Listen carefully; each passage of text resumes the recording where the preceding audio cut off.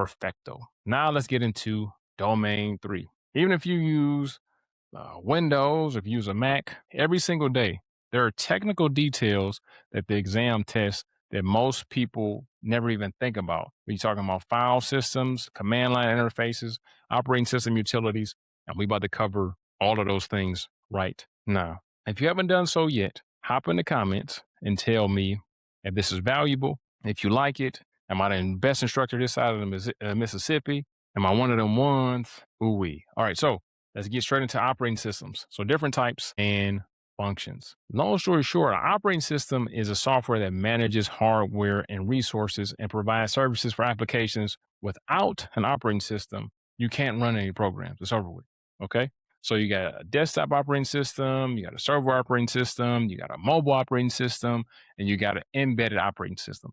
Now, desktop, server, and mobile are pretty self-explanatory. An embedded operating system is a custom operating system that is dedicated for a specific hardware, right? So a lot of times they're hard to update. They're really hard to fix.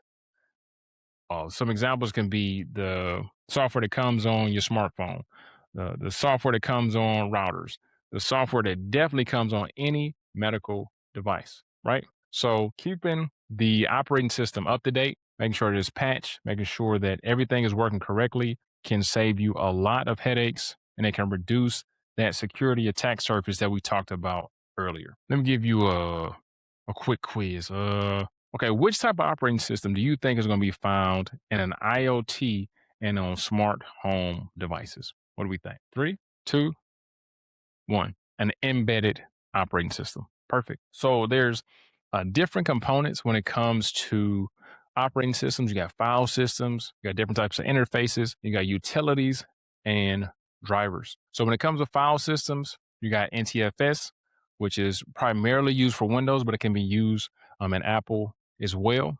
It stands for New Technology File System. We got FAT32, which is File Allocation Table, 32 bits, and that's more of a legacy of file system. We got exFAT, which is designed for flash drives, and you can't have a file bigger than 4 gigabytes for that. Then we got the Apple file system, which is used primarily for iOS and macOS. Then we got ext or extended 4, which is a Linux default file system. Now we got different types of interfaces. You got the GUI, which is GUI, or you got the CLI. So the GUI, or the graphical user interface, is what you're seeing now. Pretty pictures, colors, stuff that you can touch, move around, so on and so forth. The CLI, or the command line interface, is literally where you would put in prompts and then the output will come out, right? So it's usually like a black wall with white text. You put in the correct prompt and you'll get a certain output. Now, it's very powerful if you know what you're doing, and literally anything you can do in the GUI, you can do that and a whole hell of a lot more in the command line interface, right?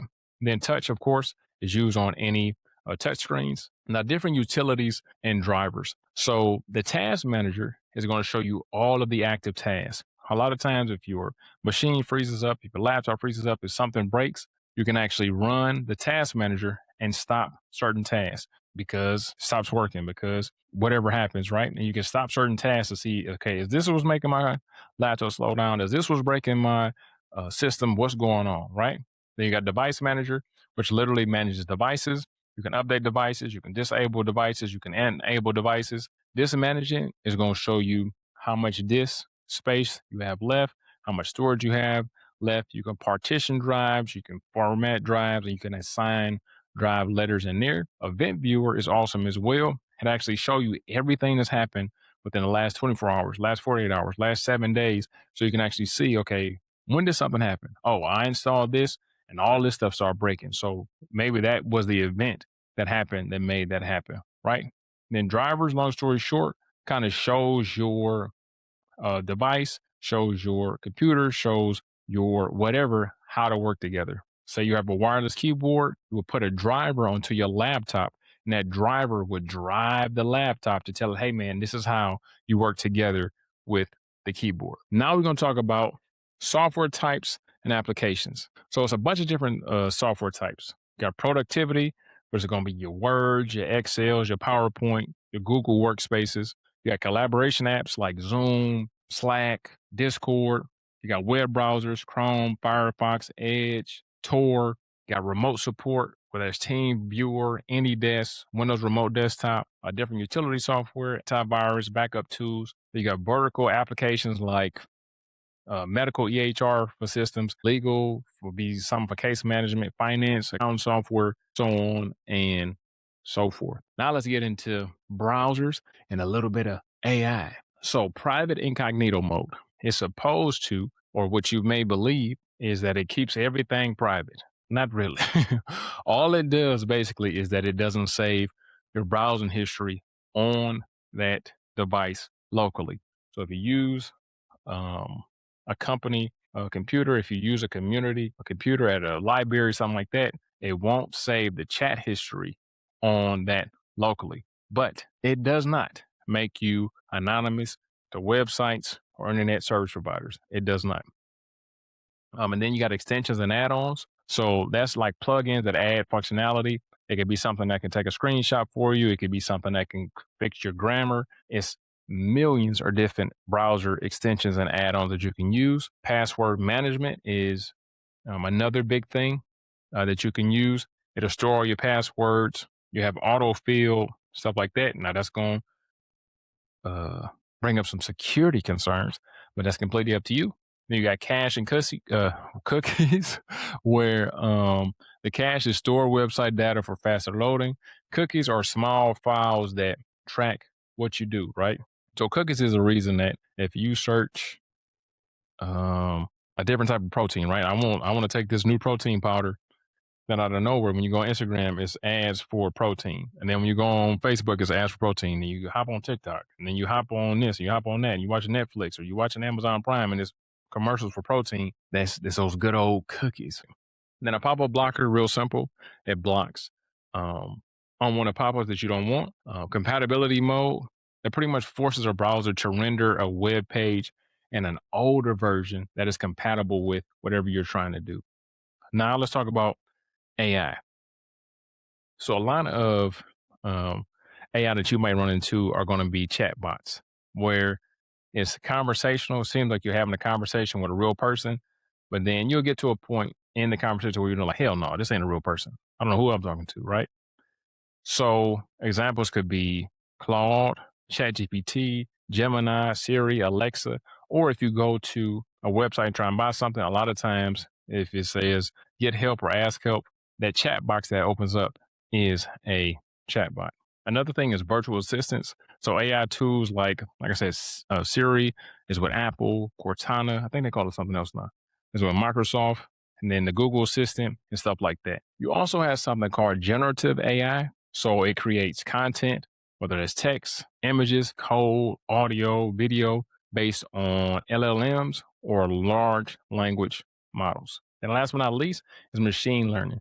So machine learning models, they analyze data to predict different outcomes, whether it's fraud detection, recommendation engines, medical diagnosis, election predictions, all kind of stuff, right?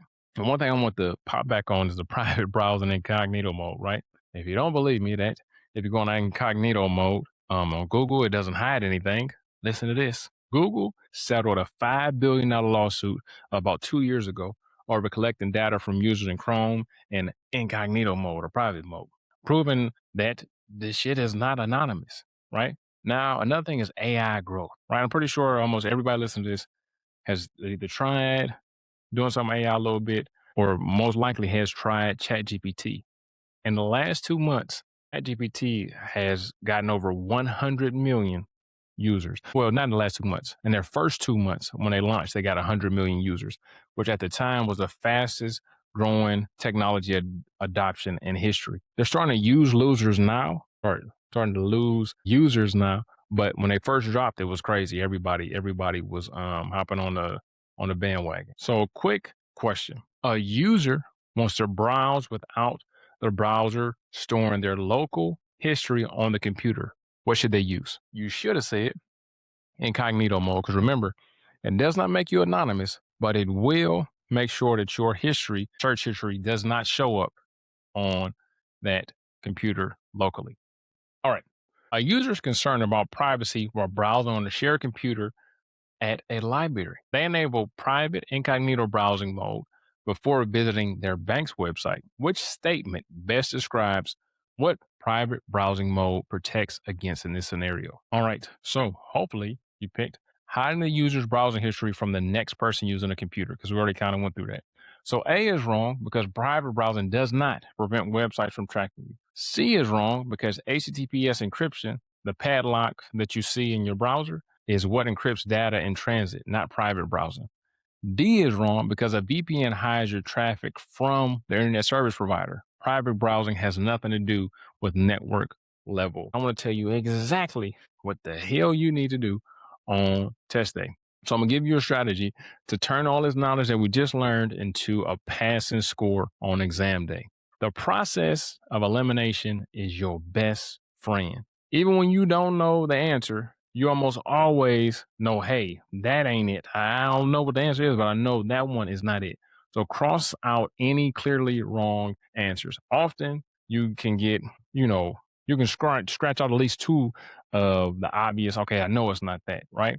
And then worst kind of worse, you can do a coin flip in between the last two, right? Hopefully you know exactly what the hell the answer is, but just make sure that you don't know. That you don't pick, one of the answers you know it's not. Also, you got to watch for CompTIA's language on the actual exam.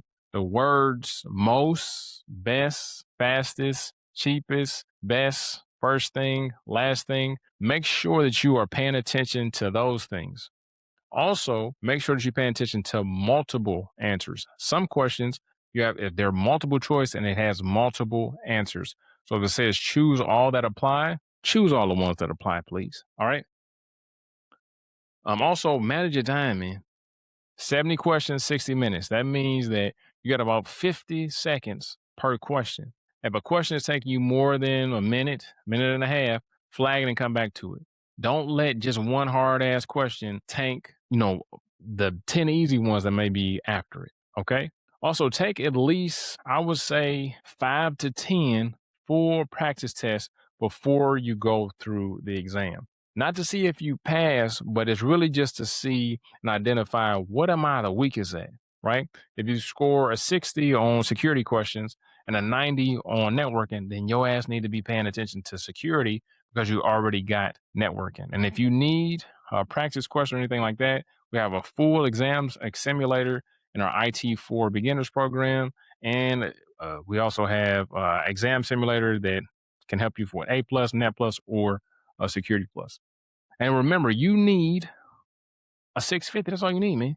But this all you need is a 650 out of 900. That's about 72%. And you can miss 20 questions and still pass. You ain't got to be perfect. You just need to be sufficient to pass this, build your confidence, and do what you need to do. Don't overthink it. Your first instinct is usually right. And if you're taking it at home or if you go into an exam center, just be prepared. If you're physically going somewhere, depending on where you live, if you're in a major city, Houston, Los Angeles, New York, Chicago, a place that gets crazy ass traffic, leave early because the last thing you want to do is be rushing, trying to get there, and just, be in a cool, calm environment. So congratulations, man. You just finished the complete course. This is what you need to do right now. Whatever notes you have, whatever domains you're the weakest at, you need to rewatch those domains. Review all the domains where it was unclear or if you got any of the questions wrong. If you're super serious about starting a tech career, learning all the fundamentals of IT and passing this certification in 7 days, go over to itmasterkey.com now, passtechcerts.com, and enroll into our IT for Beginners program. We guarantee that you can pass this certification in 7 days. This is what you need to do if you really are ready to win. Last but not least, at least comment done. If you made it all the way to the end of this, I'm proud of you.